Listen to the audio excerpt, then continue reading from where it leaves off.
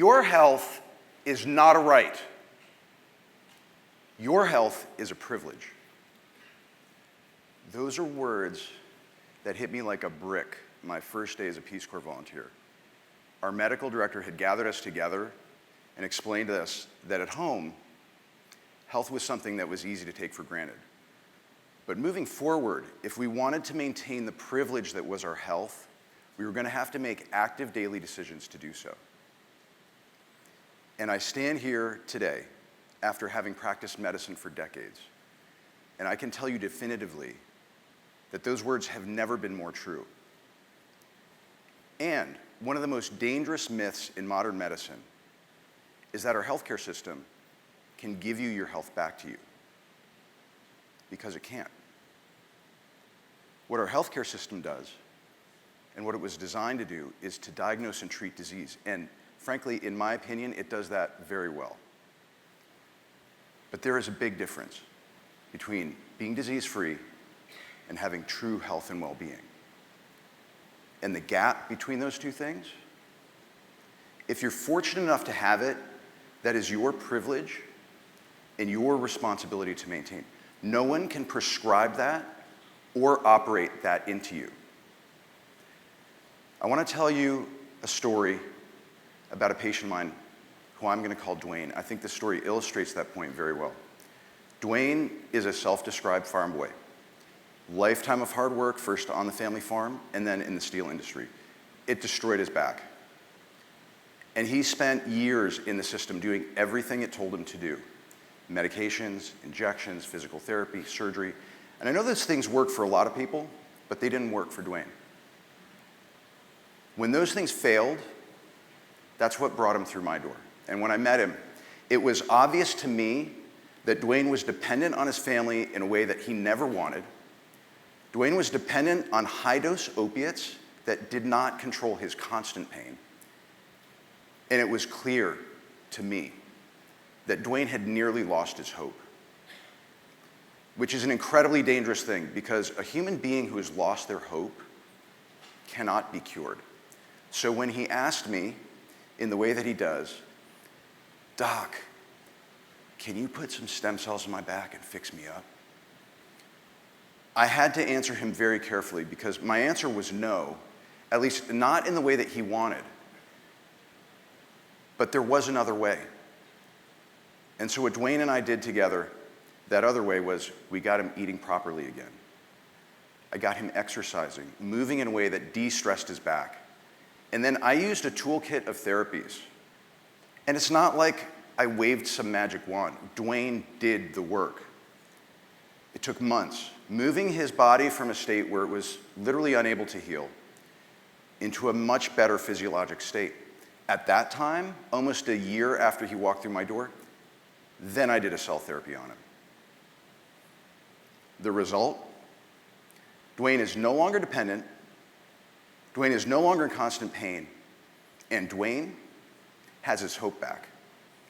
And it was at this point that Dwayne asked me, he said, "Hey, Doc, I forgot that it was possible to feel this good. Why in the world didn't anyone recommend any of these therapies to me sooner?" Indeed. That's a question that I know haunts Dwayne because of years lost to suffering. But it should haunt all of us. Because the reason is that our system was never designed to deliver those therapies.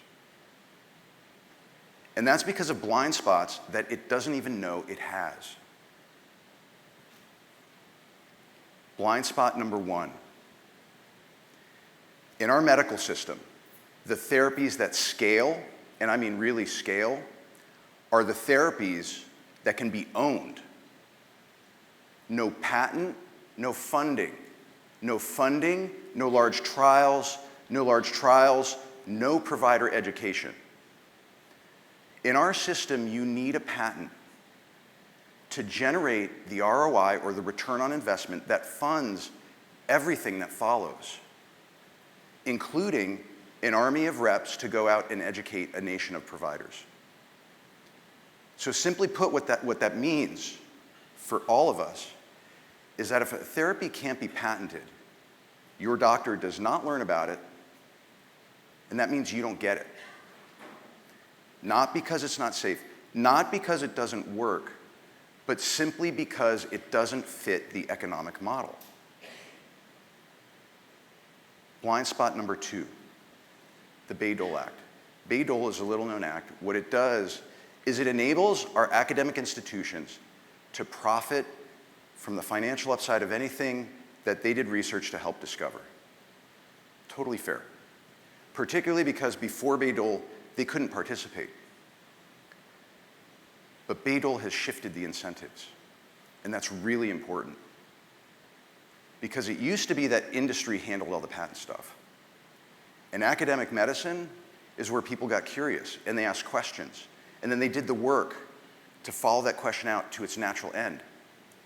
And a short look back through history tells us that many of the major medical breakthroughs that we all benefit from today came from that kind of curiosity and that kind of work. From penicillin to an entire class of medications called antibiotics, and X-ray, which resulted in the field of diagnostic radiology, and even anesthesia born out of nitrous oxide gas and parlor tricks, simply because somebody got curious and asked, what if? That kind of curiosity is a little bit less interesting post-Bayh-Dole. So now we have these two blind spots converging. A pharma pipeline that simply cannot deliver non-patented therapies. It's not what it's supposed to do. An academic pipeline which is increasingly biased towards patent potential. And non-patentable therapies sitting in the shadows. These therapies sitting on the sidelines. Not because your doctor doesn't care, but simply because the system was never designed to see them. Blind spots. So what are we to do? You know, I get incredibly frustrated when I hear people talk about the problems in our healthcare system. Because then they usually follow that with, it's too big, it's too complex, too much money, we can't fix it. No. No. You know, there's something else we don't talk about enough. And sometimes I feel like it's a secret that only I know. We don't need more money. We spend more than enough already. What we need is each other, unified with a common vision. When we do that, anything is possible. And everything we need is right here. Now, I have a vision. I'm not certain it's the right one, but I am open to any and all suggestions. But my vision, I see a future. I see a future where non-patentable therapies have a funding mechanism in place that enables the education of our nation's providers in their responsible use. And I see a future where academic and medical curiosity is fully supported and encouraged regardless of perceived patent potential.